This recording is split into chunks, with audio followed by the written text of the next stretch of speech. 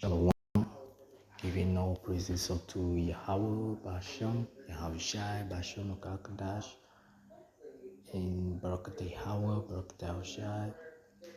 And Yahweh is the name of the Heavenly Father's name, whom the world ignorantly calls God. And Yahushai is the name of the Heavenly Father's Son's name, whom the world ignorantly calls Jesus Christ.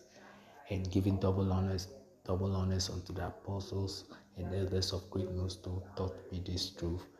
And this message is to the Negroes, Latinos, and Native Americans around the world, and the scattered Israelites around the world, and shalom unto the elect. And today I go into another news headline where U.S. imposes more sanctions on Iran, and it reads, U.S. imposes more sanctions on Iranian oil trade after Trump calls to drive exports to zero. And clearly you can see this arrogant man, this king of Babylon, is provoking the Persians more and more, the Canaanians more and more, and then to provoke them into building more weapons for themselves in order to defend themselves against the attacks of US and Israel together. But they have a deep alliance with Russia, which is Gog or the Medes. So I continue with this article here, and it reads: the U.S. on Monday imposed sanctions on dozens of people and oil tankers across China, the UAE, India, and other oil tankers across China, the UAE or United Arab Emirates, India, and other jurisdictions for allegedly helping to finance Iran and its support for militant group that launch attacks against the US and its allies. The US Treasury and the US State Department sanctioned more than 30 people and ships, including heads of Iran's National Iranian Oil Company and the Iranian Oil Terminals Company, for their role in brokering the sale and transportation of Iranian oil. The sanctions ship moved crude oil valued in the hundreds of millions of dollars, according to the Treasury. This is the second round of sanctions imposed on Iranian oil since President Trump issued the National Security Presidential Moratorium Memorandum 2, which calls for the U.S. to drive Iran's export to oil to zero. And clearly, if they do that, then it means total war. And they think the Iranians will just sit down and see their cash cow, which is the oil, plummet to nothing. No, they won't sit around it. So this is clearly good news for us, the hopeful elect. We're seeing the heathen getting more and more angry against Edom's rule, and so continuing. It also states that Iran can never be allowed to acquire or develop nuclear weapons.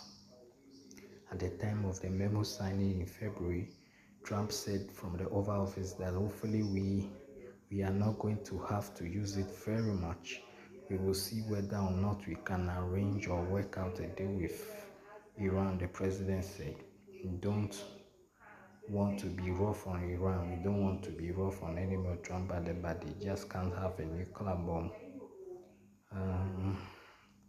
And so it goes on and on. We see this devil is only making things worse for himself, because we believe that Iran has nuclear weapons, and so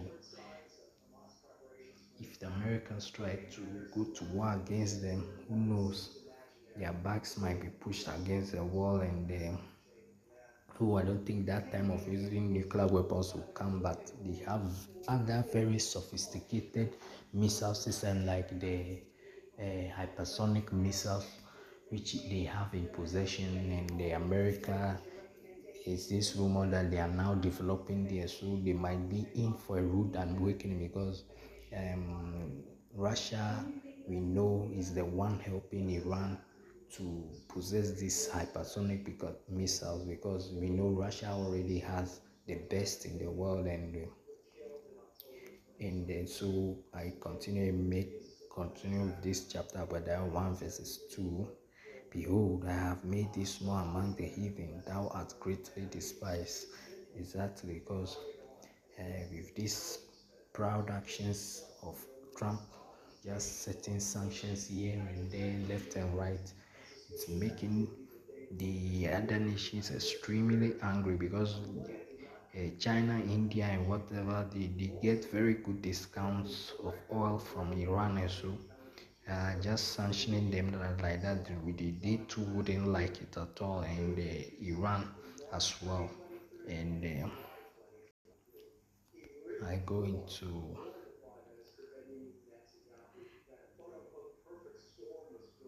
Job 9 verses 24.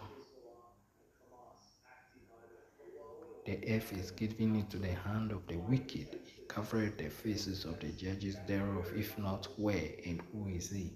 And so this is Esau Edom exercising the blessing that the Messiah has given him, which is the earth. The earth is given to the hands of the wicked, and the wicked are clearly identified as Esau Edom.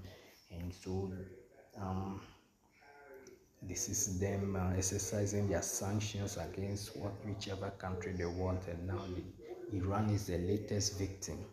And he covered the faces of the judges there, that's the Israelites. They have, since the Renaissance, and even before during the time of Maccabees, they have always tried to paint the image of the Israelites to be white looking, and that is a false image they are portraying by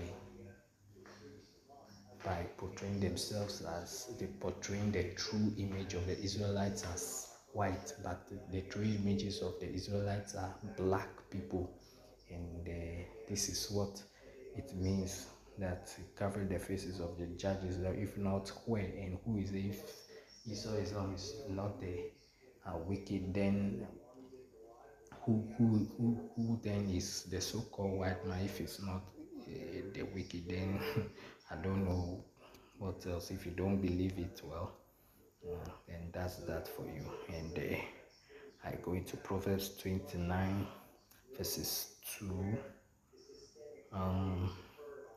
Proverbs chapter 29 verses 2. When the righteous are in authority, the people rejoice, but when the wicked beareth rule, the people mourn. Exactly. And the righteous, it is Yashala. Whenever they rule, people always had their fair shake. They've always been happy, and because we have applied it back during the days of King David and King Solomon, we've rigorously applied the laws, and they were quite happy with it. And so with the coming kingdom, which is the kingdom of heaven, it will even be better, and the heathens will be very glad when the laws are implemented, because everything will be in order. But when the wicked bear fruit, which is Esau Edom, which we are seeing, the people mourn, like there's pollution, there's fornication, which is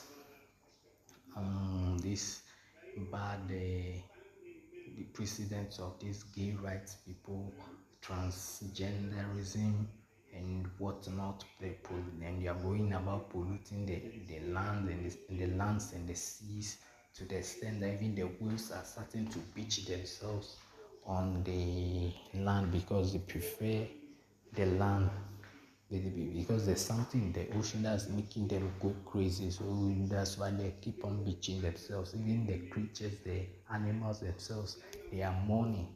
They are and the people too, and the Esau Edom around the world have gotten poorer and poorer and unhappy.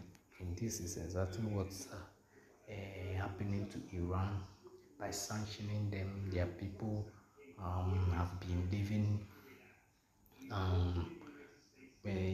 they haven't been living their full lives or to their full potential, and so they are clearly mourning because of this wicked man. He saw Edom's sanctions and whatnot, and so I end today's lesson by giving all praises unto Yahweh Basham, Yahweh Shai Basham Kakadash, and Shalom today, like Shalom.